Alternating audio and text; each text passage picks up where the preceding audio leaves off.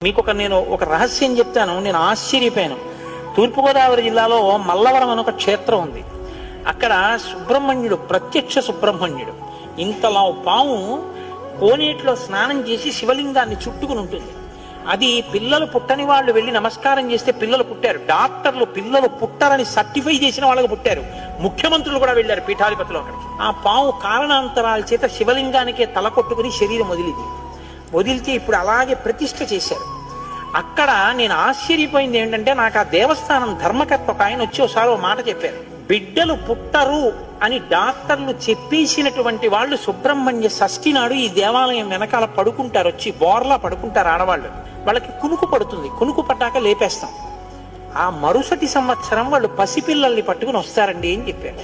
నాకు అపనమ్మకం కాదు, చూడాలనిపించి కాకినాడ నుంచి చాలా మందిని కలిసి సుబ్రహ్మణ్య భుజంగ స్తోత్రం చేశారు శంకర భగవత్పాదులు.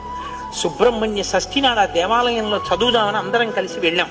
ఆ రోజు వాళ్ళు నా ప్రసంగం కూడా అక్కడ ఏర్పాటు చేశారు. మీరు నమ్మరు, నేను తెల్లబోయానండి.